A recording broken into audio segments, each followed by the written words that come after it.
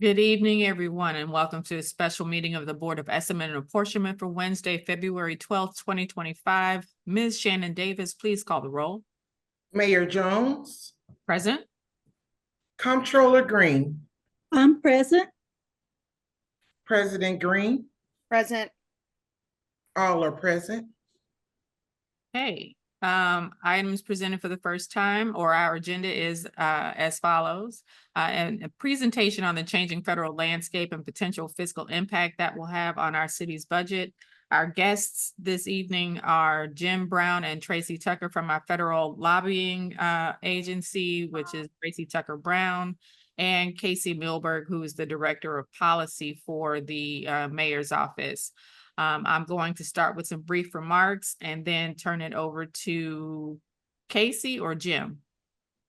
I think I'm supposed to go first. That's right. No, I will go first and then Jim and then Casey. All righty. Okay, well, good evening again. Thank you for joining us.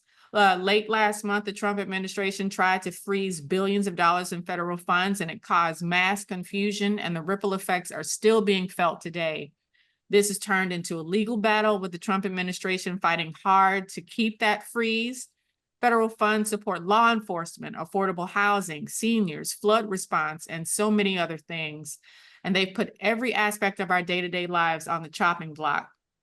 And soon, Congress will be slashing more programs as they work to pass a budget that matches the president's Project 2025 agenda. Things are moving quickly, and it's hard to keep up with the headlines. So tonight, we're going to go into detail about what's to come and what programs are at risk so you can understand the stakes of these executive orders and what they mean for everyday St. Louisans. The decisions made by Trump and his inner circle of billionaires and cronies will have a real effect on the residents of the city of St. Louis. They will also affect many organizations and programs that aren't funded through the city, like health research, education, and immigration services.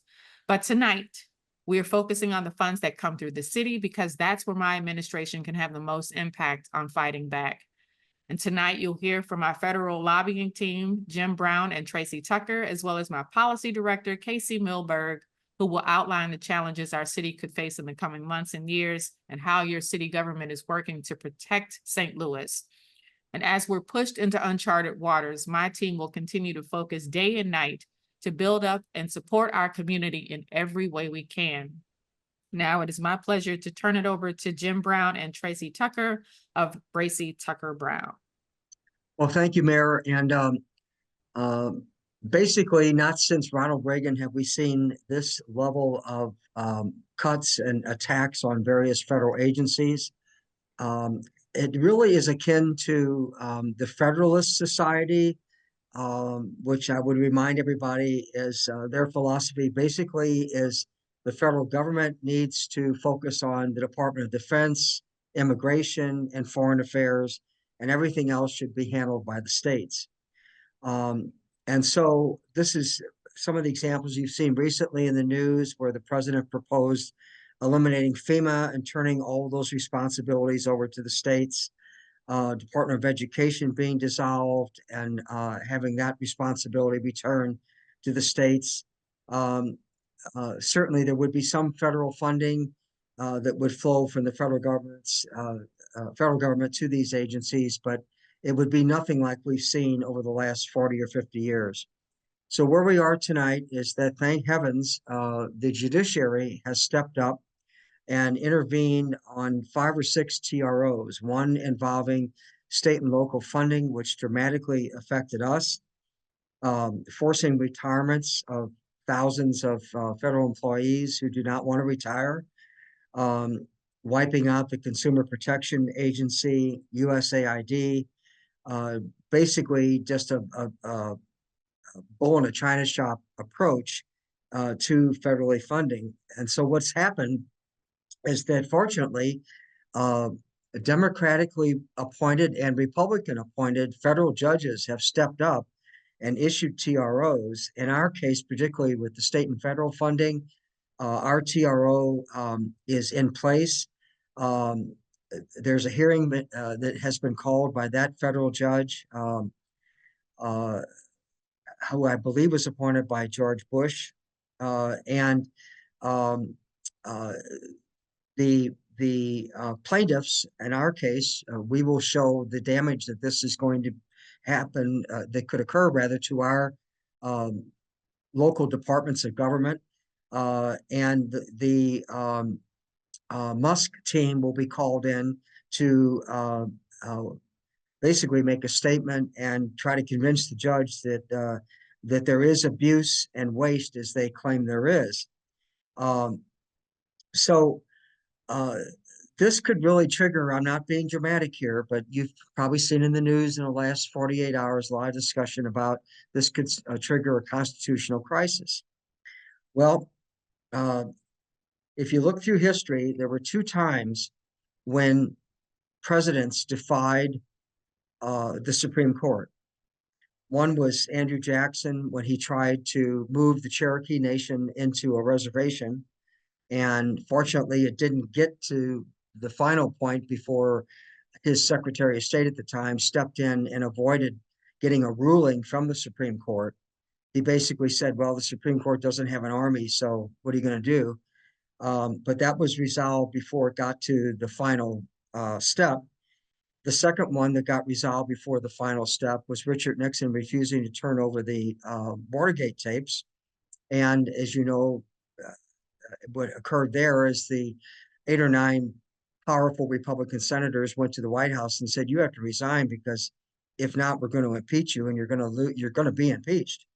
So if Musk refuses to show up, for example, at these court hearings over the next week or so, in defiance of the court, then the courts will be issuing restraining orders and demands for them for the Trump and Musk operatives to show up. If they do not show up, the major recourse is the tool that federal judges have to enforce appearances in court and so on is U.S. Marshals.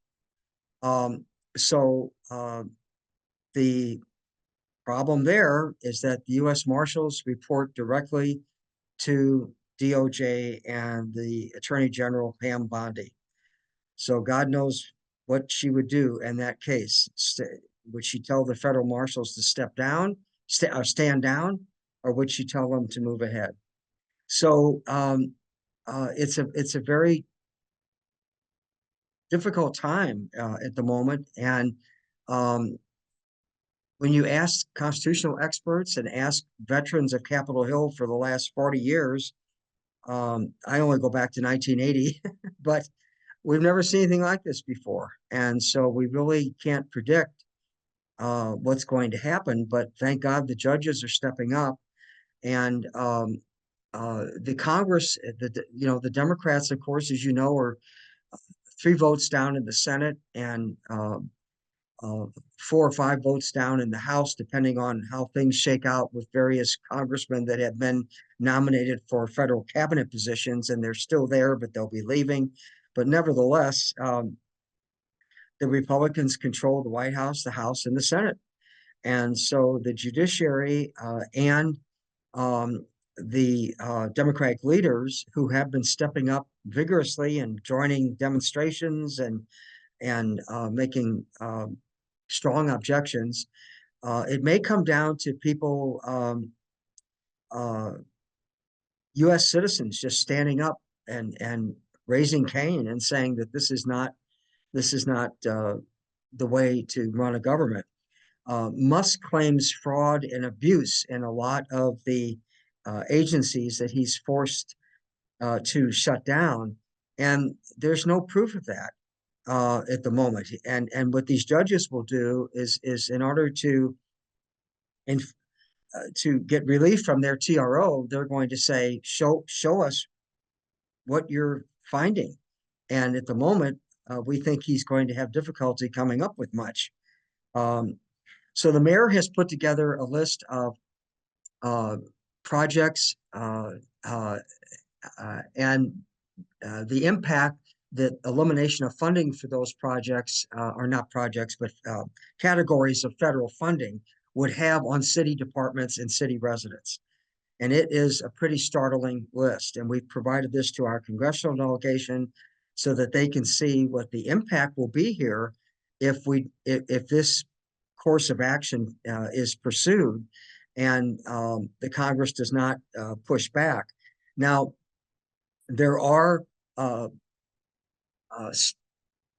some keystone moments here that are going to be coming up. For example, the House and Senate are going to have to deal with the continuing resolution that's been keeping the government open until roughly March 14th, I believe, or 24th, one or the other. And the with the small margins that exist in the House and the Senate, the Republicans are going to need Democratic support for things like the debt limit and things of that nature. So the Democrats will have some leverage in getting some of these um, programs put on a more sure footing in terms of the FY25 budget, which is the big thing that has to happen. But we're on a continuing resolution right now on FY24 funding, and they have to pass the FY25 budget. They also have to increase the debt ceiling. So these are leverages that the Democratic leaders in the House and Senate will have. And we may see some backing off at that point, but it's a little early to tell. Before I turn it over to Tracy, I'll just end up by saying that one of the sad things is that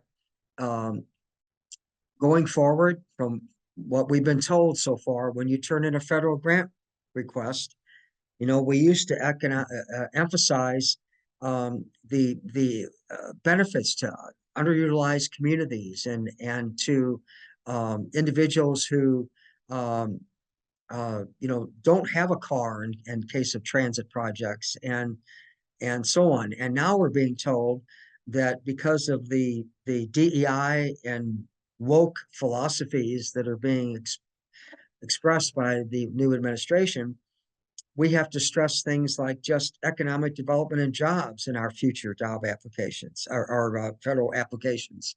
And that's really sad that it has come to that. So I'm going to turn it over to Tracy because we're about to exceed our time.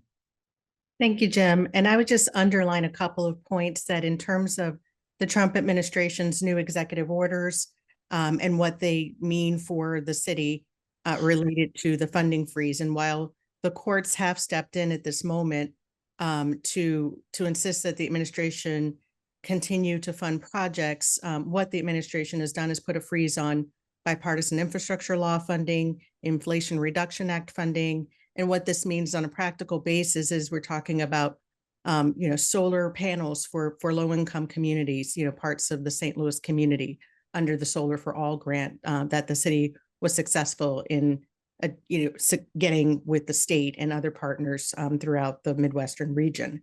We're talking about weatherization assistance that would be impacted if these federal funding freezes went through. And we're talking about electric school buses and other things like that. And so, and broadly environmental conservation efforts, which are extremely important in this day and age as we see our changing environment having an impact on folks' day-to-day lives.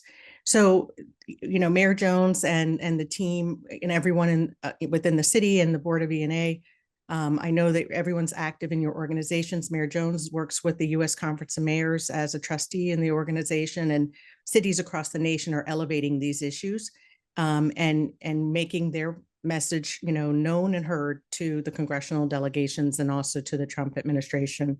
So we just encourage that to continue. And then on the congressional side of things, as Jim mentioned, Congress is moving pretty rapidly on a budget process where they will be looking at making funding cuts. And we'll see in the next couple of days, just the parameters of that framework of a budget bill.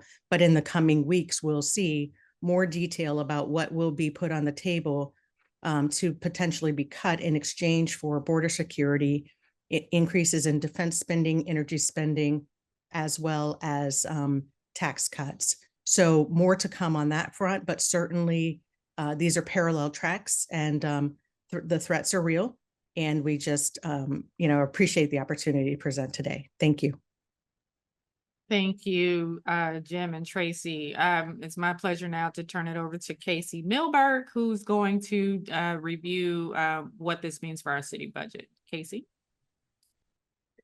Thank you very much, Mayor. And going to screen share. Can you all see the slide that just popped up? Yes. Wonderful. All right. Well, first of all, thank you so much for this opportunity. And the topics that I'm going to review tonight are going to be a build out of the federal developments to date. We are, believe it or not, halfway through the 4th week of the new federal administration. So going to do a review of all the high level review of the developments that we and all local governments across the country are trying to keep on top of, the actions that the city has undertaken to prepare and monitor for all of this, the potential impact the city's assessed of potential federal funding changes on the city and in particular on our finances, potential community impact that we're of course monitoring, and then just the current lay of the land and what we can expect to see looking ahead. So during the campaign, of course, the Trump campaign distanced itself from Project 2025, but it is quite clear that they have currently embraced it. I believe most estimates are showing that about 2/3 currently, if not more than of the executive actions that have occurred since President Trump was sworn into office draw either in totality or in part from proposals in Project 2025. That means a few things for us in all cities. It means there is, of course, a lot of uncertainty paired with some knowns. There's unfortunately a very broad range of the potential whats, the what could happen, what could we anticipate. And it's also very hard to know the potential when. That has been extremely uncertain. And that has been the source of a lot of pivoting over the past few weeks. As Jim and Tracy just shared, there's federal actions that are anticipated in the coming days, weeks, and months that are likely to provide both clarity as well as some potential negative impacts or other impacts that all local governments will have to be prepared to pivot to by way of response. And we know that that's not just going to be limited to local governments. We know that's going to be impacting, that those will impact communities, community organizations, and community interests as well. So we'll start with a review of federal developments to date. So the first week of the Trump administration saw the president signing about 26 executive orders, repealing quite a large number of prior executive orders and memos and issuing new directives. I know Jim and Tracy did a nice overview, high-level overview of some of the nature of those.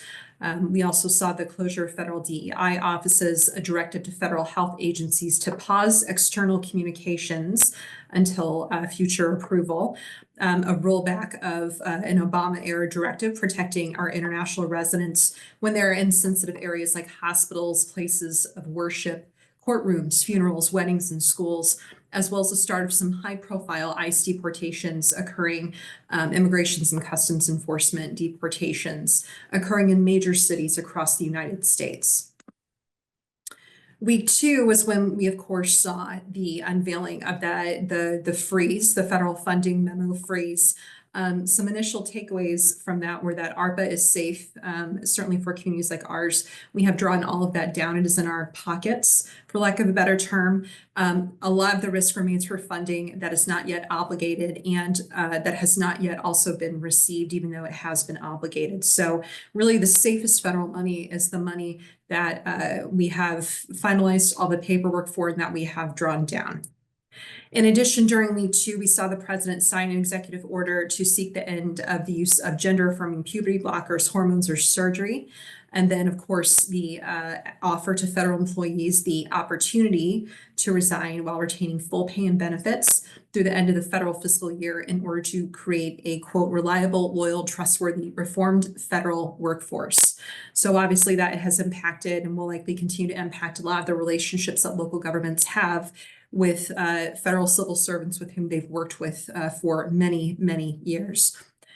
And then, of course, during week 2, we saw the rescission of the funding freeze memo, but with clear communication from the Trump administration that efforts to freeze funding in other ways remain ongoing. Another one of the many reasons why we're providing this presentation tonight. Also during week 2, it was quite a busy week. And this is relevant to our local economy and our community as well. The announcement of tariffs on imports from Canada, Mexico, and China. We had a district court issue a temporary restraining order blocking the federal funding freeze. The Treasury Secretary gave DOGE, that Department of Government Efficiency that's been created, access to a very key, very important government payment and spending tool known as the Federal Payment System, through which most all federal payments are processed and monitored. And then we saw the beginning of retaliatory tariffs announced, starting with the President of Mexico against United States goods. Week 3 was when we saw an initial delay in tariffs with some governments, including Canada, to delay for negotiations. So other tariffs went into effect, like the tariff on all Chinese goods. China announced further retaliatory tariffs on certain energy products, agricultural machinery, and large engine cars imported from the United States. We had another executive order from the president barring transgender girls and women from playing on K-12 and college sports teams or risk those schools' federal funding. And week 4, the week that we're currently in, began with another district court ruling that the administration has continued to improperly freeze federal funds and refused to resume disbursement of appropriated federal funds. We had the imposition of a tariff on all foreign imports of steel and aluminum into the United States, and then an executive order instructing federal agencies that they must cooperate with the Department of Government Efficiency. So that is where we are at. And as I said, it has been quite a dynamic few weeks, and all that to demonstrate the immense task that has been keeping on top of all of that for every local government, but we have certainly been doing our best. In terms of actions that the city has taken to both prepare for and monitor during these first 4 weeks. In November 2024, the mayor directed our office to begin reviewing Project 2025 provisions to prepare. It is in excess of 900-page document, so that was no light reading task. In January 2025 was when our efforts on day 1, like so many other cities across this country and states as well, began monitoring and tracking the Trump administration's actions. In response to that federal funding freeze memo, the mayor's office coordinated meeting and other efforts with various city departments, the comptroller's office, and of course our federal lobbying team to assess the potential impact of that memo on federal funding streams to the city and advisable next steps. Among those next steps was the facilitation with city departments of an internal review of potential funding impacts to the city, and you'll see more information resulting from that internal review later on in this presentation. In addition, our staff met with the board president's office staff to review the landscape in total, and I would be remiss not to mention that we've also had some outreach from individual alders as well, expressing their desire to help support in any way and just generally stay abreast to support any city efforts and community efforts. In addition, we convened in the mayor's office a meeting as well as in partnership with some alderpersons, a meeting with our international resident community organizations to hear from them about the boots on the ground landscape, what they're seeing, what they're experiencing, and to talk with them about how we are currently approaching matters pertaining to that community. This month, we've of course continued monitoring and tracking the Trump administration and Congress's actions. And we are, of course, continuing to work with our city departments to do a seemingly never-ending internal review of potential impacts of the ongoing federal developments, especially as they pertain to funding discussions, which, as Jim and Tracy mentioned, are very active, continuing and ramping up a little bit as Congress continues to look at various spending and appropriation bills. Now to look at some of the potential impacts in city government that have resulted from the city's internal review. High level, we know there's a conservative estimate right now, at least, with have 162 million in federal dollars that the city has received that could be put at risk. So this is the total pool right now that we anticipate for sure could be impacted. I think it is safe to say that we do anticipate that that could potentially change. This does not include some recent conversations about different funding sources that have begun to percolate this week. And of course, again, as so much is changing at the federal level with the spending bills in the mix, that number could continue to change. We know that over 150 city government projects are funded with federal dollars that are potentially at risk, as well as that there are an unknown but potentially significant number of city workers whose positions are funded either in total or in part with federal dollars who could be impacted by federal changes. We also asked our various departments and divisions to give us a narrative understanding of what this means. What it's more than numbers, it's people, it's programs. What does this mean? Building division has shared that impacts to their federal funding would certainly result in fewer people that they can assist, reduced activity, a possible reduction in their staff, and a strong impact on their lead program. The Community Development Agency has shared that without the federal funding they anticipate receiving for 2025, that some positions will not be filled. They will also have reduced activity and fewer people they are able to assist. Diminished oversight capacities, which is one of the critical roles played by the Community Development Agency. Fewer units of affordable housing that they can assist with, potential layoffs, and diminished planning capabilities. The City Emergency Management Agency anticipates that there's only one of their employees who would not be impacted by this, so they stand to be significantly impacted by any forthcoming changes at the federal level. And among the changes that would likely be impacted are changes that they've been pursuing to try to purchase replacement network servers for the city network infrastructure as part of critical cybersecurity and information technology upgrades. On the Civil Rights Enforcement Agency, they anticipate a significant impact would accrue to anti-discrimination services to citizens in the city, and that citizens' ability to file allegations of discriminatory practices in housing and employment and have those meaningfully reviewed and acted upon would be substantially hindered. The Department of Health is perhaps one of the most impacted of all of our city departments, unfortunately. They get so much funding through federal programs. And this is a list of there are several different slides I'll try to go through as quickly as I can, running through the different services they provide, which do include doula care services, Show Me Healthy Women, which is breast and cervical cancer follow-up and support services for women aged 21 to 64 in our community. The Maternal and Child Health Block Grant is supportive of women of childbearing age, and elimination of it would be anticipated to increase rates of death and unhealthy birth outcomes. The St. Louis CHW Core Grant supports residents living in resource-scarce areas, and elimination of that would result in those residents no longer having access to programs that help them live healthier. The Lead Safe St. Louis program it provides screenings for lead poisoning, and elimination of it is anticipated to cause children from ages 6 months to 6 years to experience rises in elevated blood lead levels, leading to negative emotional, physical, and psychological development. Safety net services across the board would, the impact of that would, of course, to the most vulnerable, including our younger, older, single parents, our Black and Brown communities, middle and lower income families, those in our community who live in food and pharmacy deserts, those who live where the private marketplace is struggling. And we also anticipated this would affect sexually transmitted disease services and increase their transmission rates. In terms of systems of care funding, an elimination that is anticipated to reduce community services impacting the economy, education, crime, and violence, that holistic approach that we know works to meet people upstream. On the emergency preparedness funding front, we know that communities which are not thriving during normal times will be even more impacted during emergencies, and they will have limited resources, especially when it comes to health situations, health outbreaks, and whatnot. In terms of the child care inspection program, families relying on in-home child care will likely lose access to routine inspections and safe practices.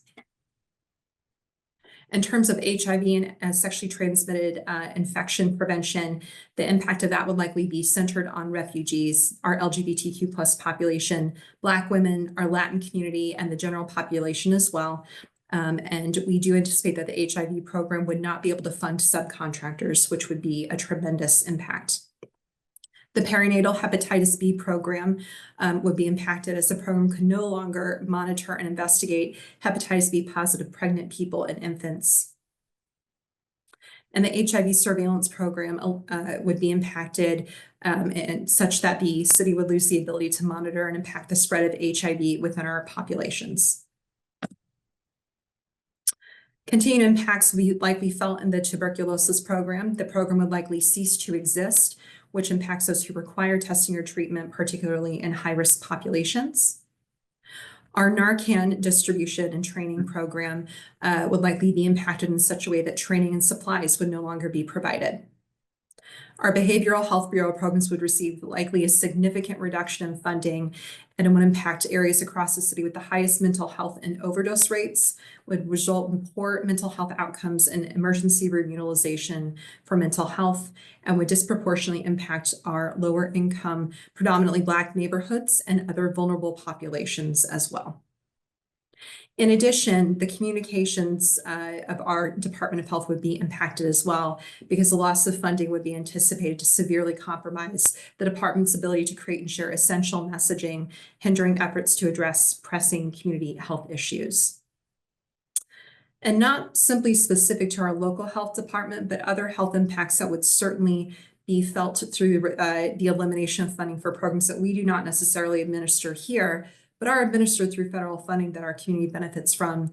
Our summer feeding program for school-aged children would likely be negatively impacted. Those children would likely be anticipated to receive either no food at all or very reduced food during the summer months. The same thing with the children's health insurance programs. We would likely see lowered access, increased incidence and adverse outcomes relating to behavioral health issues, chronic diseases, and other public health concerns. The state and federal programs for STD and HIV-related activities would likely be impacted and result in an increase in HIV and STD cases and related morbidities and mortalities. The halted CDC, Centers for Disease Control Communications, is anticipated to prevent our local department from accessing critical health data. And then, of course, the reduction in funding for core medical services for people living with HIV and AIDS will result in, among other outcomes, reduced mental health services, ambulatory health services, and housing services, increased risk of transmission, increased adverse outcomes, and whatnot. And then finally, the linkage to care program, the reduction of funding that will impact discharged detainees and that they will have limited access to vital reentry programs that help serve as part of the safety net to help keep folks from reoffending. On the Department of Human Services front, their loss in federal funding is anticipated to impact the continuum of care, which coordinates efforts to support our unhoused community and our unhoused residents. The lack and decrease of federal funding would likely result in a decreased ability to support client housing and a potential increase as well in the number of unhoused residents in our community. It would also result in increased difficulty in the city being able to gauge data, outcomes, and monitor our unhoused clients and population. The Department of Human Services also estimates that federal funding changes would impact the St. Louis Area Agency on Aging, which provides a critical amount of vital services for our community. This fiscal year alone, it has served over 312,000 meals to more than 3,300 homebound clients, provided nearly 110,000 rides for nearly 1,400 clients, and fielded nearly 4,800 calls from about 2,250 seniors, caregivers, neighbors, and others, and also provides funding to more than 20 local agencies to care for our aging population. So that federal funding stream and impact on that would be felt instantly and tremendously in our community.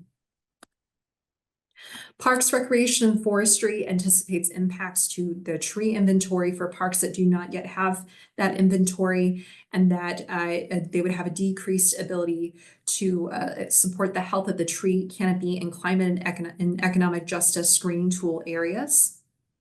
They anticipate that a decrease in federal funding would have a strong negative impact on their levels of staffing, and that unfunded positions could cancel not just these, but other activities as well.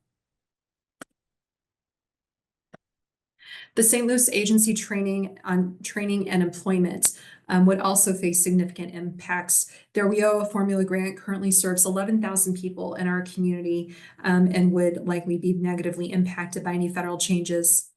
Their Jobs League grant serves 100 youth ages 14 to 24 in our community and would also likely be negatively impacted. The Youth Bill grant, which currently serves 60 at-risk youth, would also likely be negatively impacted. The Skill Up grant, which serves 80 individuals, would be anticipated to be negatively impacted. And the Arches JCCP grant, which serves 100 individuals, would also likely be negatively impacted. Our St. Louis Metropolitan Police Department would also be negatively impacted by federal funding changes. In particular, the federal funding that they receive for violent crime reduction efforts, including but not limited to officer training, travel, and ShotSpotter technology, would likely be at risk. The same is true for the federal funding they receive for research and evaluation partnerships with SIU Edwardsville. Federal funding goes to the department to provide for criminalists, and that is anticipated to be jeopardized. Federal funding for travel expenses for witness protection and DEA detectives is anticipated to be jeopardized. Overtime funding for officers is also anticipated to be jeopardized. Federal Insurance Contributions Act costs for youth curfew checks conducted during peak crime hours would likely be impacted. That has been an effective deterrent program. Federal dollars to support criminal intelligence analysts who currently assist our homicide detectives with investigations would be negatively impacted. Funding to support attorneys to hold non-compliant property owners accountable, a big issue in this city, would likely be negatively impacted. And as would safety improvements at the City Justice Center facility to support the safety of both staff and detainees. There's also anticipated federal grant awards that we have not yet drawn down. And several departments have provided some assessments on what those look like currently. The airport has about $37.5 million pending. The Community Development Agency has $69.1 million pending. The Department of Health has about $880,000 pending. The Department of Public Safety has $432,000 pending. And the St. Louis Agency on Training and Employment has $200,000 pending. And again, since the safest money is money that we have both gotten that written agreement for and that we have drawn down, this means that this money either we do not have a written agreement for yet, and we certainly have not yet drawn it down, just given the timing of when all this took place. That is the anticipated impact to city finances, or potential impact to city fiscal operations, rather. We, of course, are monitoring the community impact as well, because we know what happens in the community, the impact of that then typically shifts to the government to step in to try to support and fill in those gaps. So wanted to do a high-level review of what we are monitoring for. There's, again, so much that is unknown, just given a few factors at the federal level. Now, this is still ramping up. There have been some groups that have done some analysis of the potential impact of what Project 2025, not even including the executive orders, but if it were to be impacted as written, what Project 2025 would mean for the state of Missouri. A few of those impacts to highlight. And these come from the Center for American Progress, and this is publicly available on their website as well. But a few of those impacts include, given we have an aging population in the city, Social Security changes that are proposed under the Project 2025 plans would include raising the retirement age to 69, and in Missouri that could cut retiree benefits by an estimated $4,100 just after 1 year. And it's estimated that medium wage retirees in Missouri could lose between an estimated $46,000 and $100,000 over 10 years. On the healthcare front, we know that there's been an assessment that the limits proposed on the lifetime benefit caps on Medicaid within Project 2025 could risk lost coverage for an estimated 233,700 Medicaid enrollees. The proposed elimination on out-of-pocket Medicare drug cost limits could impact an estimated 348,280 people in the state. The elimination of free preventative emergency contraception could risk an estimated 928,000 women in the state of Missouri. In terms of the tax changes proposed in Project 2025, and again, this is just as proposed, it does not reflect the ongoing to be determined discussions at Congress, which is of course where these decisions would be made. But as proposed, those tax changes would be estimated to increase taxes on a typical family of four in the state of Missouri by $2,615. On the child care front, the proposed elimination of Head Start would impact an estimated 14,176 low-income children in the state of Missouri. And then, of course, in the public education front, the proposed elimination of Title I would impact an estimated 3,400 students, teaching positions in the state of Missouri, serving an estimated nearly 44,000 students in the state of Missouri. There's other scenarios that we're monitoring in regards to some of the executive actions that have actually occurred and other conversations occurring, but more so the executive actions and certain other administrative actions that have already occurred. Our local economy obviously is very healthcare focused. We have, I think it's more than a quarter, I believe, of jobs within the city of St. Louis come from the healthcare sector. So changes proposed to the National Institutes for Health funding are something we're certainly monitoring, as well as any other proposed federal changes to federal funding or other funding available to our local healthcare systems, whether those are run through universities or independently operated, our wonderful nonprofit healthcare systems here in the community or our FQHCs as well. The education sector is also another big employer here, both K-12 and especially higher education. So we are, of course, monitoring the developments that are happening and the big changes that are being proposed for not only K-12 funding, again, the proposed shift and how that would be calculated and what funding could go to in which schools and whatnot, but also the proposed changes to the federal funding landscape for higher education. And we also know that education dollars do also go to some of our hospital systems for research and partnerships and whatnot. Our manufacturing sector is also something we're mindful of, especially the impact of the proposed multiple tariffs, including those that have taken effect already on that sector, including but not limited to the tariffs proposed for steel, lumber, and aluminum. We also know that we have a notable entertainment and recreation sector, and as economic instability increases, there's typically less discretionary spending towards the entertainment and recreation activities as households scale back their budgets. So again, we're just keeping an eye on the general economic climate with an eye towards what that could mean for that sector, whether it's one of our many sporting teams or museums or other wonderful cultural institutions here in the city. One of the big impacts that we're also keeping an eye on is the impact of the proposed lumber tariffs with Canada on housing development in the city. The United States imports more lumber than it exports, and those tariffs would have a very real, very immediate impact on the cost of any development of housing within the city, which is so critical for the city's economy across the board. Whether it's to increase the supply of or preserve the supply of affordable housing in our city, keep rents low, that's a big one that we are certainly keeping an eye on, and we are certainly monitoring the negotiations of the development of those with Canada. And then, of course, certainly last but not least at all is the impact on our wonderful international resident community.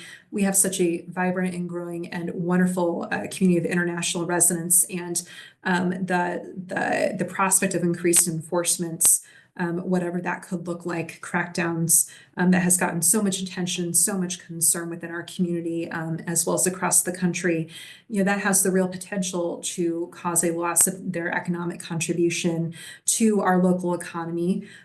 So we're certainly taking that very seriously for a number of reasons, but included in that is the potential negative impact of those policies. Now to look ahead to what the next weeks and months are anticipated to bring and what is on our radar.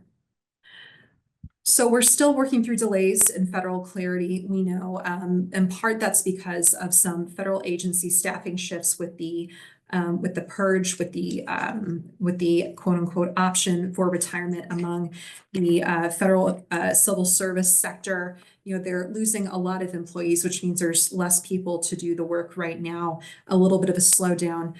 So on a lot of these proposals, there's just not much clarity that, there's the manpower, the staff power to put forward. And certainly that's something we're anticipating could change the next few months as that staffing situation may change and stabilize from the Trump administration's perspective. There are a few agencies that are, of course, working through their own leadership issues where they do not yet have somebody in that top seat or in those key other top positions. So that is also impacting the delays in federal clarity. In addition, as Jim and Tracy mentioned, Congress is currently working to cut several $1 trillion from the federal spending. So there are many options right now being considered as part of the tax bill reconciliation packages. When you're talking about that much money, so much is on the table, right? So there's so much uncertainty about where that will end. And as Jim and Tracy mentioned, that current continuing resolution funding federal government will run out March 14th. And it does not seem likely, given the time frame, that a budget could be agreed to in such a short period of time. So that likely would mean additional conversations and additional decisions need to be made beyond March 14th, and perhaps another continuing resolution. We'll have to see on that. But certainly we don't expect much budget clarity or reconciliation clarity by March 14th. We do certainly expect pauses on any new federal grant opportunities right now. We're not anticipating many of those to start becoming available. And then a broader theme that we do anticipate, no matter what it looks like, is a shift in more money to the states to program out and spend, whether it is for transportation, whether it is for education or public health. A very clear theme seems to be return money to the states, provide more control and discretion to the states. So that is something we are anticipating and monitoring what that could look like. There have been a lot of conversations about changing transportation and education to be more block grant in approach potentially. So that is something that we're trying to monitor. And then public health, of course, that would some proposals out there would shift it more towards the states to decide what does public health look like or mean in your state, and what programs do you think should be funded. So we take that very seriously as well. So that's what we're looking forward to on the federal front. On the city front, we are going to certainly continue to monitor this very rapidly changing federal landscape with, of course, the fantastic assistance of Jim and Tracy, who just are phenomenal at keeping us up to speed and posted on what conversations are happening and when, through the partnership with groups like the United States Conference of Mayors and other groups. We are also going to continue to work with our city departments and other city partners, whether the Comptroller's Office or the Board of Aldermen or others, to assess potential risk and mitigation and how we move forward through that. I would note that the city budgeting process is in the very early stages right now. So lots to monitor through that city budget process in any given year. But this year we have the additional challenge of keeping on top of this federal landscape as we get that underway. We will also, of course, continue to work to obligate and receive as much federal money as we possibly can.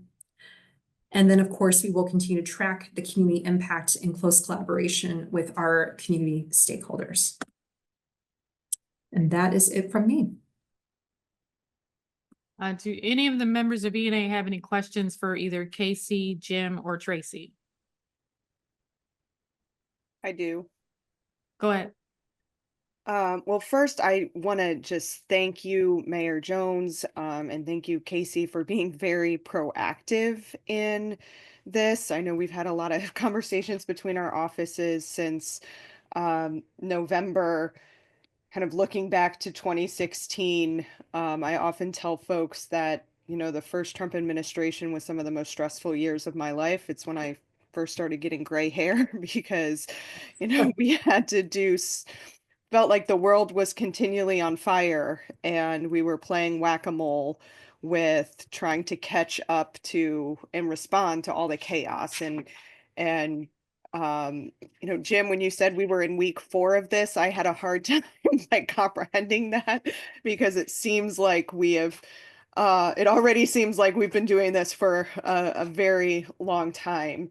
One thing I did want to just, I think, raise or flag, as we were sitting here, I actually got a push notification about the federal government clawing back $80 million in FEMA funding from New York City that it had already been allocated and apparently just taken out of their bank account, which I think is extremely concerning and scary. And I think probably going forward need to have a conversation too about what it looks like to protect our financial assets for funding that has already uh, been allocated. The other thing I guess I have a question about is sort of some compounding effects. If what we saw during the first, I think, Trump administration was that they would issue these executive orders. A lot of times they'd be struck down in court. Then they would try again. It might get struck down in court a second time, and then they would try again, and eventually it would stick, which, leads me to believe that eventually some of these funding freezes will stick as they figure out how to, respond uh, to the courts.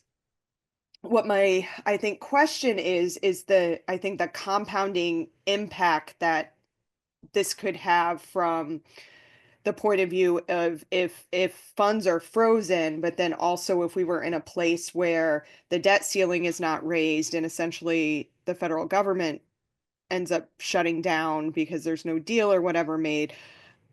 I don't think that I've been through a long-term federal government shutdown and what kind of implications that can have on local governments as well. Is that something either, Jim, Tracy, or Casey could kind of speak to as well? Well, I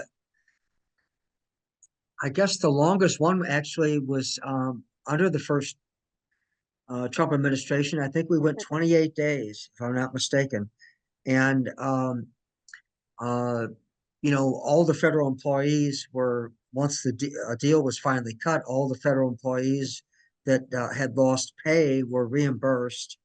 Okay. And, I mean, a lot of economic activity did not occur. So those losses to state and federal governments were huge. I don't remember exactly how that what the totals were back then. But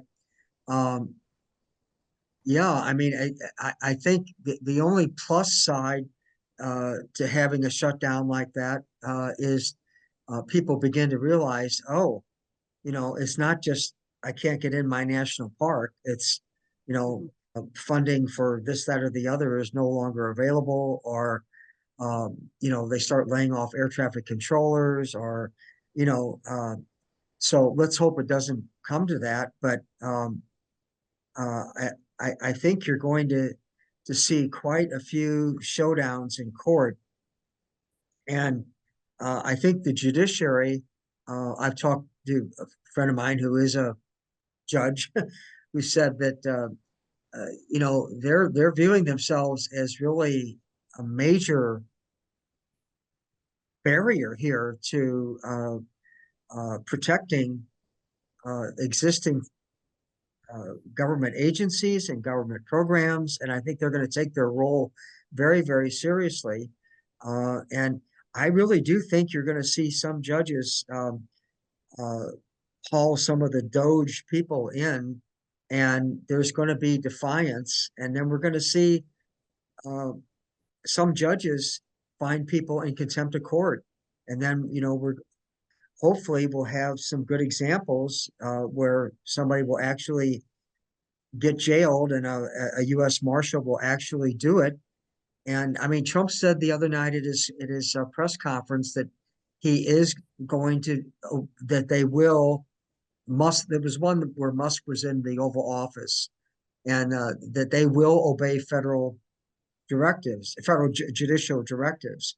So let's see, let's hope that happens. Yeah. The unknown territory here is what's so scary. Yeah.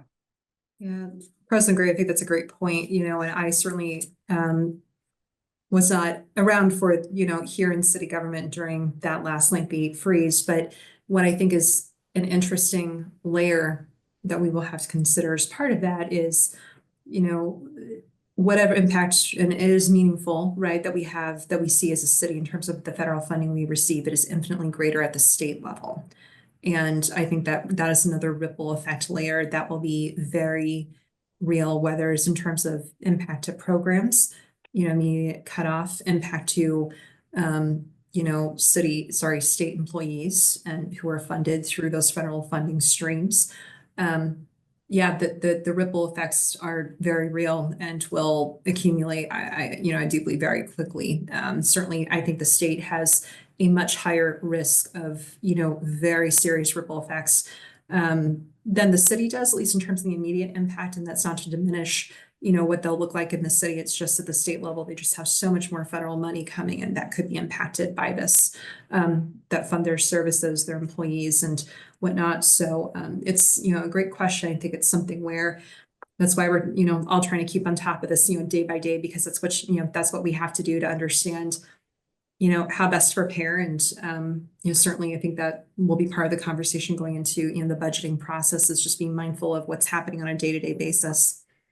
Yeah, and I think a part of that too, recognizing that, 162 million is just the federal grants, and that doesn't include everything getting a lot more expensive because of tariffs and potential supply chain issues and things like that.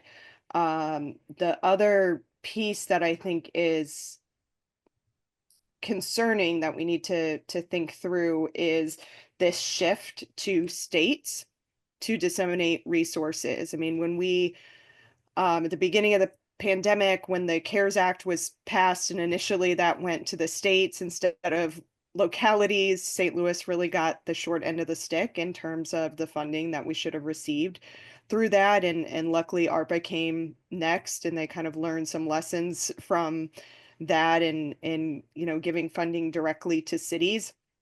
But I also remember that, we, even when it came to vaccines, the state would not open a vaccination place within the city of St. Louis. And it wasn't until the Biden administration came in that we were able to get a federal site set up at the Dome. And so I just thinking through kind of acknowledging that we have this continually hostile relationship with our state government, and if they are then the gatekeepers of funding for the city, that may, even if funding is available, that may have some very dire consequences on our budgets too. And so I think that is a pretty scary scenario. And the last thing I'll say is, it seems like localities are going to have to be sort of the first and last line of defense against some of these policies. And we are also going to have to figure out how to perhaps take on functions that have traditionally been done by states or by the federal government if those programs are no longer provided for. Because regardless of whether the the state or federal government pays for food assistance or childcare or housing assistance or whatever, we know those needs will continue to exist. And it's going to be some, I think, compounding challenges for us to figure out how we fully support especially our most vulnerable populations, who that seems to be who they're really targeting the cuts to. Is anything that's wasteful seems to be something that supports poor people. And um so I just want to thank you all for the presentation today. This is a lot to think through, and thank you, Casey, for reading all of Project 2025. I know it's something you're working on for quite a while. A lot of my life I'm not getting back, but here we are. And I appreciate you being able to give us the Cliff Notes version, so we didn't have to read 900 pages, but still understand kind of all of the threats that exist from this and the proactive planning that that we are going to need to continue to do in case in the very real, I would say, probability that many of the things that are in Project 2025 come to fruition. So thank you for your time. I thought this was very informative today, and gives us a lot to kind of think about and work on and plan for going into the next legislative session. Yes, Comptroller Green, do you have any questions? I'd like to offer a thank you to everybody, as well as you, Madam Mayor, for tonight's presentation. This is something that's very serious, and we really need to stay on top of it as the weeks and months ahead come. Great. Okay, well, we have come to the end of our presentation, and again, I want to thank Jim, Tracy, and Casey and everyone who joined us tonight. At some point, we were up to almost 70 people joining this call, so we thank everybody who tuned in. I hope we've made it very clear that the threats coming from the Trump administration are real, and our federal government has been overhauled, and every aspect of our day-to-day lives are on the chopping block. And we're only 4 weeks into this administration, and it feels like 4 months. And over the next 4 years, we expect more of the same chaos and confusion to continue.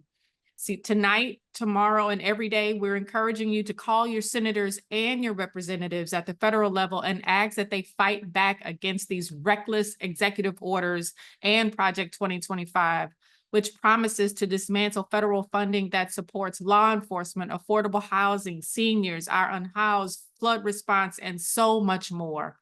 And we will be posting their phone numbers to our social media channels, so you can contact your federal representatives. And in the meantime, everybody on this call and everyone who is elected in local government, we will continue to fight for St. Louis and everyone who lives here. So I want to thank you again for joining us, and God bless. And at this time, I will entertain a motion to adjourn. So moved. Second. It's been moved and properly seconded. All those in favor say aye. Aye. Aye. We are adjourned. Thank you again for joining us, and have a great evening, everyone.